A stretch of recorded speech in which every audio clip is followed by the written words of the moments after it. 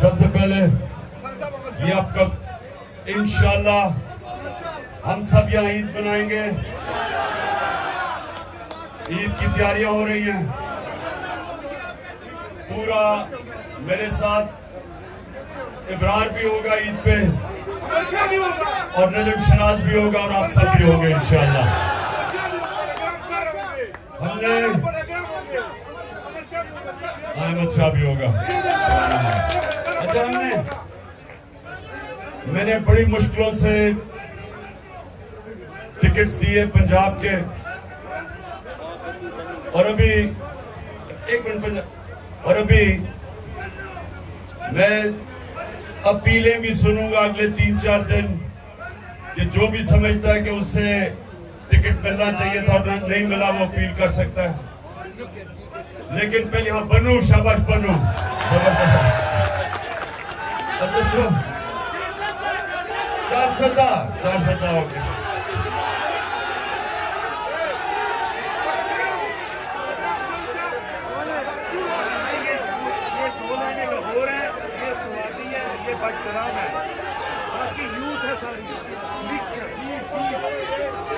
دیر سے آئے ہوئے ہو ماشاءاللہ ماشاءاللہ. اچھا سنیں آپ, اچھا 15 منٹ رہ گئے روزے کے.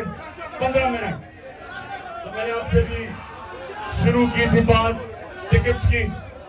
ایک تو میں اپیل سنوں گا. دوسری چیز مجھے افسوس ہے کہ میں سب کو انٹرویو نہیں کر سکا.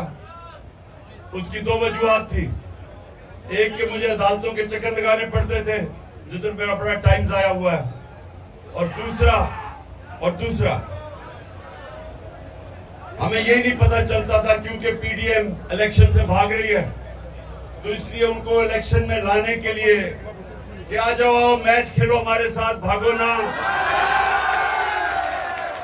وہ وکٹیں اٹھا کے بھاگ رہے ہیں, ہم ان کو واپس لے کے آ رہے ہیں.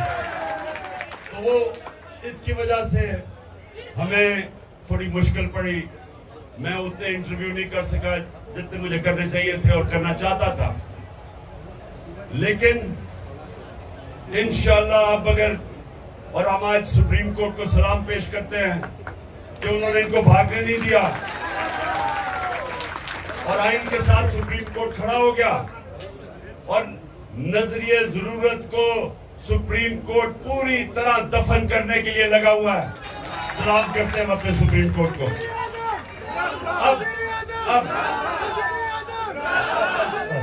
ابھی نعرے نہیں مارنے کیونکہ میں نے آپ سے بات کرنی ہے, روزہ کھلنے والا ہے. اب سنیں, دیکھیں نوجوانوں, آپ جتنے بھی یہاں ہو, آپ تحریک انصاف کے کارکن بھی ہو اور تحریک انصاف کے لیڈر بھی بننے والے ہو. ہماری کوئی پارٹی ایسی نہیں ہے جس میں کوئی وراثت جو پرانی سیاست تھی ہم اس کو دفن کرنے لگے ہیں. میرٹ کے اوپر سسٹم آ رہا ہے ہمارا. مراد صحیح جیسا نوجوان وزیر بن سکتا ہے نیچے ISF سے اٹھ کے. تو انشاءاللہ اس پارٹی کے اندر میرٹ آئے گی, کوئی بھی اوپر آ سکتا ہے. لیکن اوپر آنے کے لیے, لیڈر بننے کے لیے, لیڈر بننے کے لیے 4 صلاحیتیں چاہیے آپ سب کو. یہ یاد رکھیں, یہ میری بات یاد رکھ لیں. کوئی اگر لیڈر جب بنتا ہے تو وہ لیڈر تب بنتا ہے جب لوگ اس کی عزت کرتے ہیں. کوئی اپنی ڈنڈے سے عزت نہیں کروا سکتا. عزت ایک تو اللہ دیتا ہے اور اللہ دیتا ہے آپ کے اعمال کی وجہ سے, آپ کے کردار کی وجہ سے. تو عزت اگر آپ نے کمانی ہے تو نبی صلی اللہ علیہ وسلم کے راستے پہ چلو. اور ان کی جو 2 صلاحیتیں تھیں نبوت سے پہلے, صادق اور امین, سچا اور انصاف کرنے والا. صرف عزت ہر معاشرے میں, دنیا کے کسی معاشرے میں آپ چلے جائیں, کسی ملک میں چلے جائیں, جس انسان کی عزت ہوتی ہے اس میں اس کی اس کے کیریکٹر میں 2 صلاحیتیں ہوتی ہیں. وہ سچا ہوتا ہے اور امانت دار ہوتا ہے, انصاف کرنے والا ہوتا ہے, تب لوگ عزت کرتے ہیں اس کی. اور لیڈر کے لیے 2 اور صلاحیتیں چاہیے. ایک کہ بزدل آدمی لیڈر نہیں بن سکتا. بزدل آدمی وہ نواز شریف اکیلا نہیں، اور بھی بہت زیادہ ہے.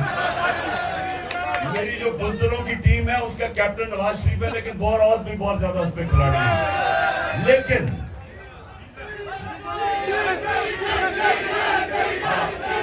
ڈیزل، لیلو، یہ سارے اسی ٹیم میں ہیں. سنیں ٹائم نکل جائے گا.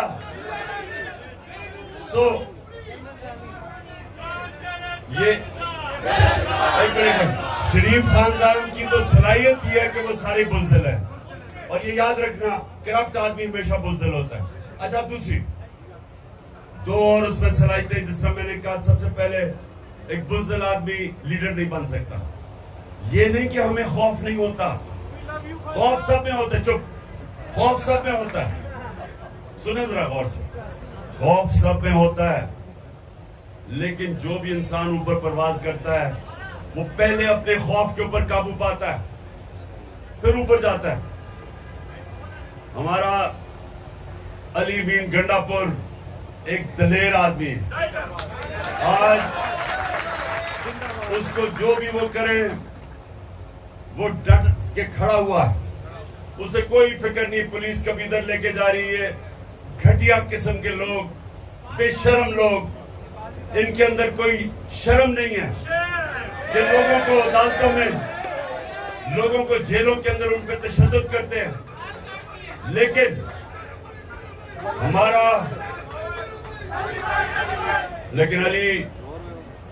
علی نواز ڈٹ کے کھڑا ہے، اور ہمارے جتنے بھی علی زیدی ادھر کراچی میں وہ کھڑا ہے. کوئی ان کو فکر، ہماری ساری پارٹی کو فکر نہیں کرنی چاہیے کہ ہم جب تک حقیقی آزادی نہیں لیں گے یا کوئی نہیں پیچھے ہٹنے لگا. اور چوتھی کوالٹی، دیکھیں جو سب سے بڑا بت ہے خوف کے بت کے اور پیسوں کے بت کے علاوہ، وہ ہے اپنی میں کا بت. انسان اپنی میں کو قابو نہیں پاتا، وہ اپنی میں کی پوجا کرنی شروع کر دیتا ہے. جو اپنے میں سے باہر نہیں نکلتا، اپنے آپ سے باہر نہیں نکلتا، وہ بڑا انسان نہیں بنتا. جس کی سوچ اپنے سے بڑی نہیں ہے وہ لیڈر نہیں بن سکتا. تو یاد رکھے ہمارا جو ہمیشہ کے لیے لیڈر ہے وہ ہمارے نبی صلی اللہ علیہ وسلم ہے، جن کو رحمت للعالمین کہتے تھے. سب انسانوں کے لیے رحمت بن کے آئے، مدینہ کے لوگوں کے لیے نہیں، عربوں کے لیے نہیں، مسلمانوں کے لیے نہیں، سب انسانوں کے لیے وہ رحمت بن کے آئے تھے.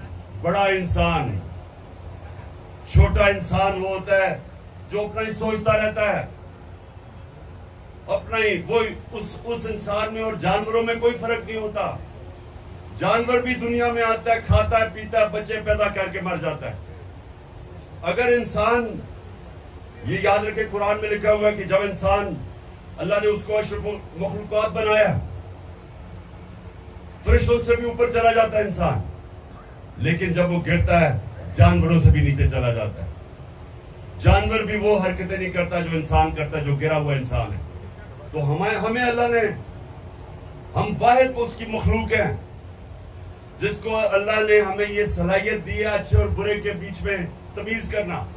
آپ جو نماز پڑھتے ہیں آپ صرف اللہ سے مانگتے ہیں، کیونکہ ہمارے پاس، ہم دو راستے پہ جا سکتے ہیں، برائی پہ، اچھائی پہ. تو نماز آپ پڑھتے اس لیے کہ اللہ سارا وقت، 5 وقت آپ اللہ سے مانگتے ہیں کہ اللہ مجھے اس راستے پہ لگا جس پر تُو نے نعمتیں بخشی، جو عظمت کا راستہ ہے، وہ نہیں جو تباہی کا راستہ ہے. یہ آپ کے ہاتھ میں ہے، آپ اوپر بھی جا سکتے ہیں، نیچے بھی جا سکتے ہیں. اور جو لیڈر ہوتا ہے یہ یاد رکھیں، جب وہ فیصلہ کرتا ہے کہ اس سے کچھ کرنا ہے، انسان بھی، آپ جب فیصلہ کرتے ہیں، آپ کی کوئی خواب ہے زندگی میں، تو جب وہ فیصلہ کرتے ہیں، اگر آپ نے اپنی پوری صلاحیتوں کا استعمال کرنا ہے، تو جب وہ فیصلہ کرتے ہیں پھر وہ آپ اس سے پیچھے نہیں ہٹتے. اور یہ یاد رکھیں جب تک آپ اس کے پیچھے جدوجہد کرتے رہتے ہیں آپ کے اندر سے اور صلاحیتیں نکلتی رہتی ہیں. انسان ہارتا تب ہے جب وہ ہار مان جاتا ہے. ذہن میں جب وہ سمجھتا ہے کہ میں نہیں اب جیت سکتا, وہ نہیں جیت سکتا. لیکن جب تک انسان ہار نہیں مانتا, محنت کرتا ہے, پیچھے لگتا ہے, ذہن استعمال کرتا ہے, وہ کچھ بھی کر سکتا ہے. جب بھی میں نے زندگی میں کوئی کام کیا میں اپنے آپ کو یہ کہتا ہوں کہ میں نے اب یہاں جانا ہے, لیکن اس کے لیے جو بھی مجھے کچھ کرنا پڑے میں کروں گا. اگر میری جان بھی جاتی ہے میں پھر بھی اس سے پیچھے نہیں ہٹوں گا. سنیں اب میں آپ کو مثال دیتا ہوں. سنو, میں آپ کو ایک مثال دیتا ہوں, اس لیے کہ بڑا آسان ہے سمجھنے کی یہ مثال. جو آدمی جس نے دنیا کا سب سے اونچا پہاڑ پہلی دفعہ چڑھا تھا, ماؤنٹ ایورسٹ سب سے اونچا پہاڑ تھا آج سے 70 سال پہلے, اس کا نام تھا ایڈمنڈ ہلری. ہمیشہ لوگ اس کو یاد رکھیں گے کیونکہ وہ پہلا آدمی تھا جو اس بڑے پہاڑ ماؤنٹ ایورسٹ پر چڑھا تھا. تو یاد رکھیں کہ جب وہ پہاڑ چڑھنے سے پہلے اس کو پتا تھا کہ جس نے بھی کوشش کی یا وہ مر گیا تھا یا وہ فیل ہو گیا تھا. زیادہ تر اوپر گئے وہ واپس نہیں آئے. تو اس نے اوپر چڑھنے سے پہلے یہ اپنے سے عزم کیا ہوگا کہ میری جان بھی چلی جائے تو میں نے یہ کارنامہ انجام دینا ہے, سب سے اوپر پہاڑ پڑنا ہے. اور تب وہ کامیاب ہوا. جب آپ یہ فیصلہ کر لیتے ہیں نا کہ جو بھی ہو میں کروں گا, پھر جو اللہ نے آپ کو اشرف المخلوقات بنایا ہے, جو فرشتوں کو اللہ نے کہا کہ تمہیں بھی نہیں پتا, تمہیں بھی وہ صلاحیتیں نہیں دی جو میں نے انسان کو دی ہے, وہ تب آپ کی صلاحیتیں نکلتی ہیں. جو انسان کچھ کرتا ہی نہیں ہے اس کی صلاحیت کیسے نکلے گی؟ جو جدوجہد ہی نہیں کرتا, محنت ہی نہیں کرتا, اس کی تو کبھی صلاحیت نکلے گی نہیں. اللہ صرف انسان کو اس کو نوازتا ہے, انسان کو جتنی وہ محنت کرتا ہے. اور کیونکہ وہ رب العالمین ہے, وہ جو چاہے یہودی ہو, چاہے عیسائی ہو, چاہے جو بھی ہو, جو بھی محنت کرتا ہے اللہ اس کو پھل دیتا ہے اس کا. اور اگر محنت کا پھل آج نہیں ملتا, بعد میں کئی سالوں کے بعد مل جاتا ہے. محنت ضائع نہیں ہوتی کبھی. تو جو لیڈر ہوتا ہے وہ سب سے پہلے اس کی بڑی سوچ ہوتی ہے, وہ اپنے خوف کے اوپر قابو پاتا ہے کہ جو بھی ہو میں وہاں پہنچوں گا. اس کا کردار اس طرح ہوتا ہے کہ لوگ اس کی عزت کرتے ہیں تبھی اس کے ساتھ چلتے ہیں. وہ صادق اور امین ہوتا ہے, سچا اور امانت دار. اور پھر وہ اپنی ذات کا نہیں سوچتا, وہ اپنی سے بڑی سوچ رکھتا ہے. جو اللہ کے سارے پیغمبر لیڈر تھے, لاکھ سے اوپر اللہ کے پیغمبر آئے, سب لیڈر تھے, سب انسانیت کے لیے آئے, کوئی اپنا نہیں سوچ رہا تھا. جب ہمارے نبی صلی اللہ علیہ وسلم سارا عرب ان کے نیچے آ گیا, 23 سال کی سب سے مشکل جدوجہد کے بعد, تو انہوں نے جب آخری خطبے میں جب کہا لوگوں کو کہ اللہ کے سامنے گواہی دو کہ میں نے دیانتداری سے اللہ کا پیغام دیا, تو سب نے شور اونچا کہا کہ ہاں نبی ہم گواہی دیتے ہیں. پھر انہوں نے رونا شروع کر دیا کیونکہ ان کو پتا تھا کہ وہ ایک پیغام لے کے آئے تھے اللہ کا, اب وہ ان کے ساتھ نہیں ہوں گے, کہ وہ اپنے اللہ کے پاس جانا چاہتے ہیں. ان کا پیغام ختم ہو گیا. انہوں نے جب کہا میں نے آج تمہارا دین مکمل کر دیا ہے, تو لوگ رونا شروع کر دیا کیونکہ وہ ذات کے لیے نہیں آئے تھے, وہ محلات اور پیسے بنانے نہیں آئے تھے, وہ بڑے انسان تھے. سو اس لیے یاد رکھنا کہ جب بھی آپ کسی مشن کے پیچھے جب آپ فیصلہ کرتے ہیں, تو جب تک آپ ہار نہیں مانتے, آپ کے اندر سے صلاحیتیں نکلتی رہتی ہیں. آپ کو بھی نہیں پتا اللہ نے آپ کو کتنی طاقت دی ہے. جتنے بڑے چیلنج لیتے رہو گے اتنا بڑا انسان بنتے رہو گے. جو انسان بوڑھا تب ہوتا ہے बूढ़ा कब होता है? जब चैलेंज खत्म हो जाता है।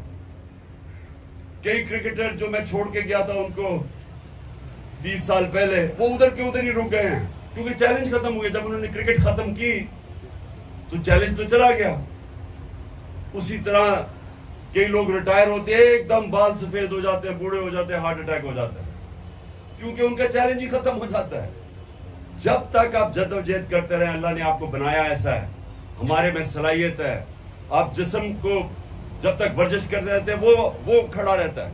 आप जब ज़हन को जितने चैलेंज लेते हैं वो और तगड़ा होता जाता है, सीखता जाता है। इसलिए नबी सल्लल्लाहु अलैहि वसल्लम ने कहा कि इल्म सीखो जब तुम पैदा हो और जब तक तुम कब्र में नहीं जाते। मुसलसल अपने आप को, अपने ज़हन को इस्तेमाल करो सीखने के लिए। अच्छा जी, अब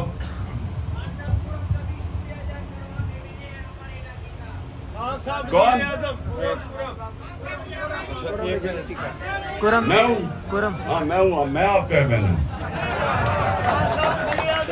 अच्छा जी, 1 मिनट रह गया, हाथ उठाओ और दुआ करो आप।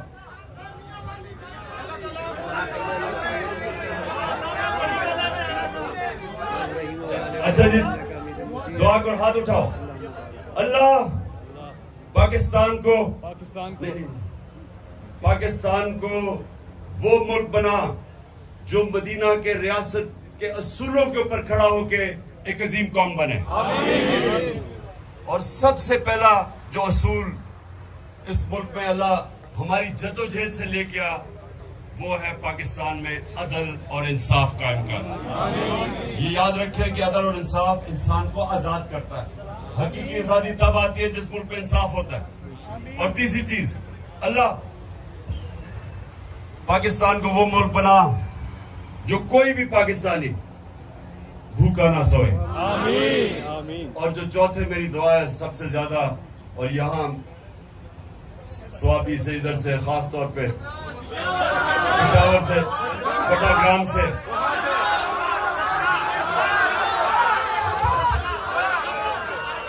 जिधर से लोग बाहर नौकरियां ढूंढने जाते हैं, अपने बच्चों, अपने माँ बाप से दूर जाते हैं पैसे कमाने के लिए, क्योंकि पाकिस्तान में नौकरी नहीं है। दुआ करें कि अल्लाह हमारे मुल्क को इतना खुशहाल पाकिस्तान बना कि बाहर से लोग पाकिस्तान में नौकरियां ढूंढने आया करें। आमीन।